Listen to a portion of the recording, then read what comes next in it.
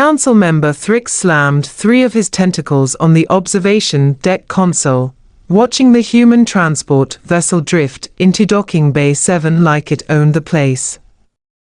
Which, given humanity's recent track record, it probably thought it did. "They are back," he announced to the assembled council, his voice dripping with the kind of exhaustion that comes from dealing with humans for 3 consecutive years. Already. Councillor Ven's eye stalks retracted in what could only be described as profound disappointment. "We sent them to Krotar 9. The Death World. The planet where our finest xenobiologists lasted exactly 4 hours before evacuation." 6 hours, corrected Thrix, pulling up the original mission brief on his datapad. "One of them tried to pet something. Right? Yes. The thing with the acid spit and 12 rows of teeth." Thrix cycled through the docking manifests, his primary heart sinking with each line item. "Cargo manifest says they are bringing back biological samples. Living biological samples." Ven made a sound like gargling gravel. "How many specimens are we talking about here? 3? 5? 47. The silence that followed was the kind you could serve at dinner parties. "I am sorry, did you just say 47? 47 distinct species. All classified as extreme threat level. All apparently now traveling in a ship with a crew of 8 humans, who named their vessel Fluffy McBiteface." Ven's skin shifted to a pale blue, the Zentari equivalent of going absolutely bloodless. "Get me Commander Torres. Now." Commander Isabella Torres strutted into the council chamber 20 minutes later, looking exactly like someone who had spent 3 months on a death world and come back considering it a light vacation. Her jacket, standard issue expedition gear, had what appeared to be bite marks on both sleeves and a suspicious stain that might have been blood or might have been jam. With humans, you could never tell. "Gentle beings," she announced cheerfully, spreading her arms wide. "We are back, and let me tell you, Krotar 9 is absolutely gorgeous this time of year." "You were supposed to conduct a preliminary survey," Thrix said slowly, each word carefully measured. "Assess viability for potential colony establishment. Basic terrain mapping. Perhaps identify 3 or 4 species for further study from a safe distance." "Right, yeah, we did all that. And then we made some friends." Torres pulled out a datapad, projecting a hologram into the center of the chamber. The creature that materialized was something out of a fever dream, all scales and claws and teeth that seemed to exist in more dimensions than strictly necessary. "This is Bruce. He is a good boy. That," Ven said faintly, "is a Krotar Apex Ravager. They are responsible for 17 research team casualties over the past decade." "Was responsible." "Bruce here is fully trained. Sits, stays, plays fetch. His favorite toy is the squeaky ball we made from the remains of those electric eel things from the southern continent." Thrix felt a migraine forming in his third brain. "You named a Krotar Apex Ravager Bruce." "Well, yeah. He looks like a Bruce, doesn't he?" The hologram shifted, showing what appeared to be the same creature wearing a vest labeled service animal and sitting peacefully while a human in a lab coat examined its teeth. "That is Dr. Patel," Torres explained helpfully. "She is our Xenovet now. Turns out most of Krotar 9's predator species are just really anxious and need proper socialization." "Anxious," Thrix repeated. "Super anxious. The big spiky ones especially. Once you establish trust and provide consistent meal schedules, they calm right down. Then had progressed from pale blue to a concerning shade of grey. Commander Torres, you were explicitly warned that Krotar 9 hosts some of the most dangerous fauna in this sector of the galaxy. The mission brief used the word hostile 17 times. Oh, totally. Super hostile at first. But that is just because nobody tried talking to them properly. Torres swiped through several more images. See, this is Gerald. He is one of those flying things with the paralytic venom. Loves belly rubs. This is Princess Sparkles. She is from the acid swamp region. Excellent with children, as long as you keep her away from anything metallic, because she tries to eat it. You brought a swamp horror onto a space station. 3 swamp horrors, actually. Princess Sparkles, Duke Fangsworth, and Kevin. They are a bonded trio, you cannot separate them, it would be cruel. Thrix scrolled through the cargo manifest again, hoping desperately that he had misread something. It says here you are also transporting something called Thunder Puppies. Torres lit up like a human child during their winter gift-giving holiday. Oh man, wait until you see the Thunder Puppies. So, there are these pack hunters on the northern continent, right? 8 feet tall, lightning breath, can track prey across 300 miles. Absolutely terrifying in the wild. And naturally you brought them aboard your ship. Brought 6 breeding pairs. They are incredibly loyal once you earn their respect. Plus, their electrical discharge is super useful for charging emergency power cells. It is a win-win situation. A win-win situation, Ven echoed, his voice flat enough to serve drinks on. Also, we figured out that most of the smaller predators make excellent pest control. So we have got about 20 of those too. Mixed species, all get along great after some supervised introduction sessions. Thrix closed all 4 of his eyes, searching desperately for patience in the vast cosmic void. Let me make absolutely certain I understand this correctly. You went to the most dangerous surveyed planet in our database, a world we specifically warned you about, and you came back with 47 species of lethal predators that you have somehow convinced yourselves are pets. Not pets, Torres corrected, looking genuinely offended. Companions. Partners. Working animals, in some cases. Bruce is certified for emotional support. The Apex Ravager. Best emotional support animal I have ever had. Very intuitive. Knows when you are sad. Somewhere in the station's lower levels, something howled. It was not a sound that should exist in space, where sound technically could not travel, and yet there it was, echoing through the ventilation system like a promise of chaos to come. Torres checked her comm unit. Oh, that is probably Gerald. He gets separation anxiety. I should really go check on him. Please do not. Be right back. She left the council chamber at a jog, leaving 2 thoroughly traumatized alien officials staring at each other across a table full of incident reports they had not even begun to file yet. We are going to die, Ven said conversationally. Probably, Thrix agreed. Outside, through the observation window, they could see the human ship. Painted on its hull, right next to the official expedition designation, someone had added a crude drawing of what appeared to be a creature with too many teeth giving a thumbs-up gesture. The caption read, "We made friends." Thrix began updating his will.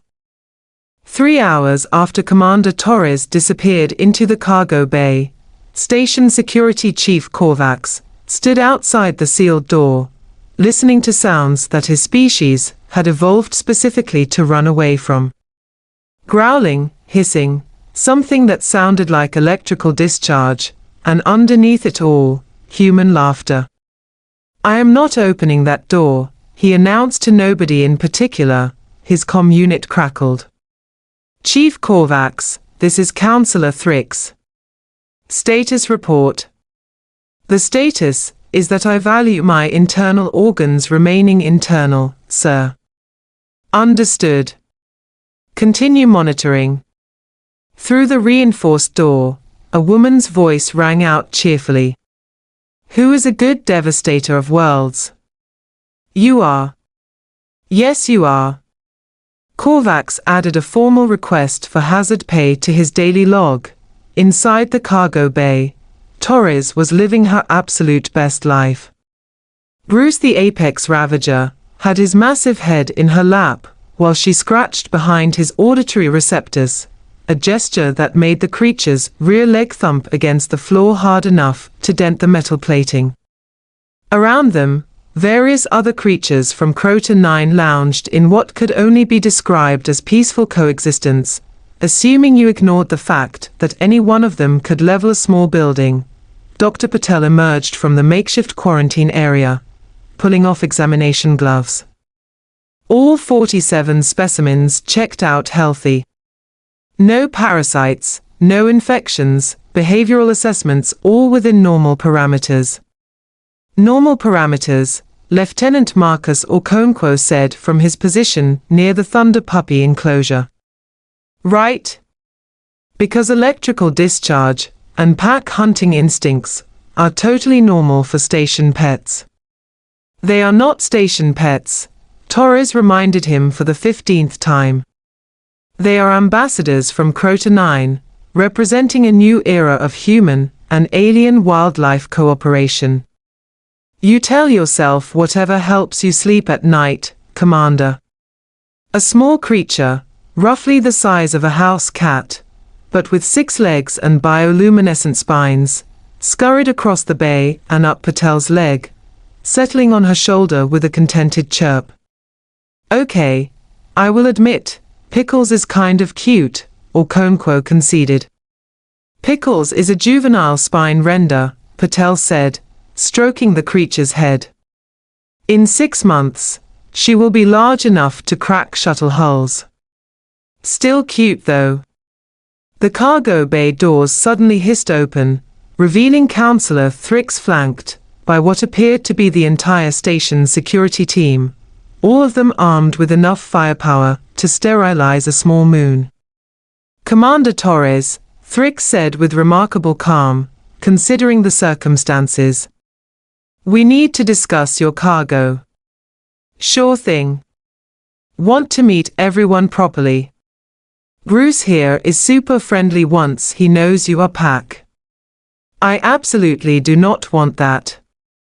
What I want is for you to explain how you plan to house, feed, and manage 47 apex predators on a civilian space station."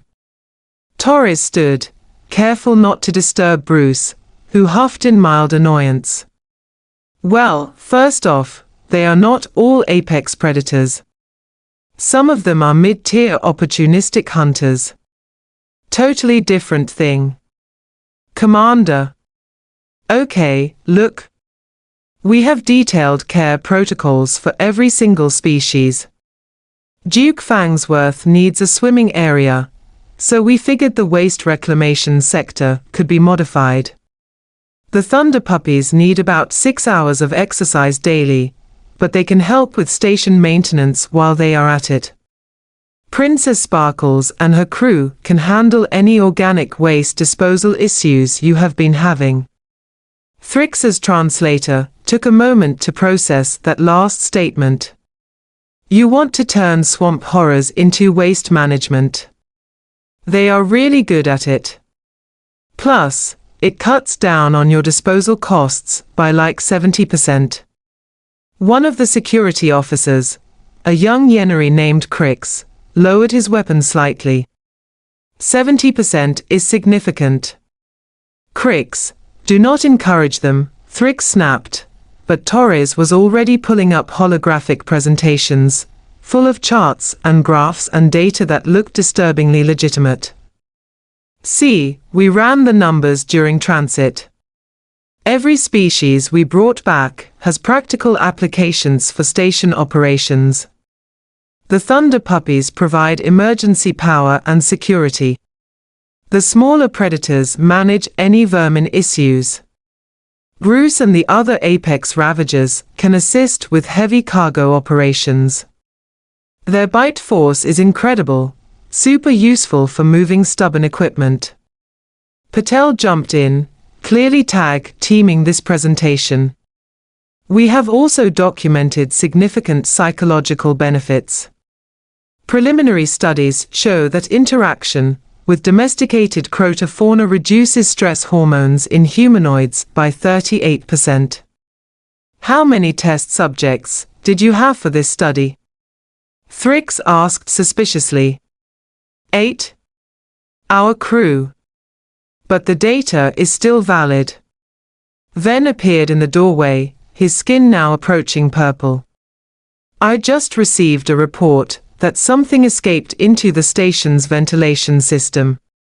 Every human in the room suddenly looked extremely interested in their boots. Which one got out? Torres asked carefully. We were hoping you could tell us. Lieutenant Okonkwo raised his hand slowly. Might have been Noodle. He is really good at squeezing through small spaces. And Noodle is ambush serpent. 20 feet long, can compress his body to fit through 6-inch gaps, venom that causes temporary paralysis and vivid hallucinations. The color drained from Ven's face. There is a hallucinogenic serpent loose in our life support systems. He is also really shy and probably just scared, Torres added helpfully. If anyone sees him, just speak softly and offer him a snack. He loves freeze-dried krill. Half the station is already panicking. As if on cue, alarms began blaring throughout the facility. Emergency announcements instructed all personnel to remain in their quarters until further notice. Through the cargo bay speakers, they could hear reports flooding in from across the station. Section 7 reports something in the vents. Engineering says there is a creature in the plasma conduits. Medical wing claims they saw something that should not exist. Torres winced. Okay. So Noodle might be a little less shy than we thought. Thrix pulled up a station-wide camera feed, cycling through views until he found what he was looking for.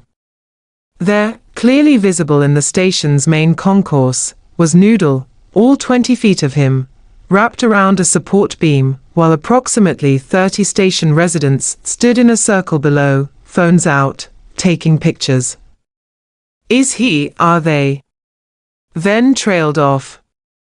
Taking selfies, Korvax confirmed.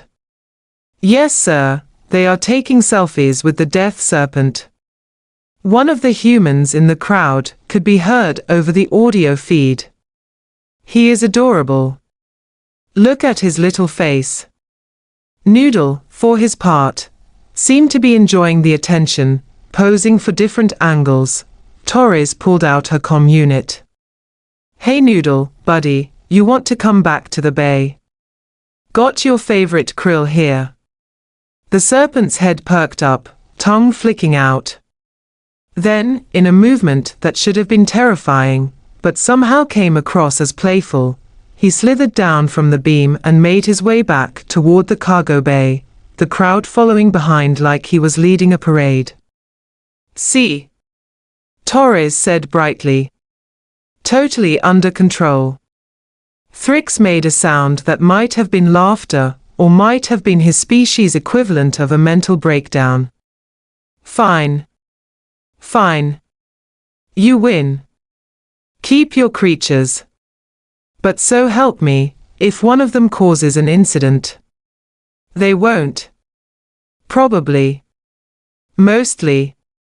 Commander Torres, this is the worst decision I have ever made in my career.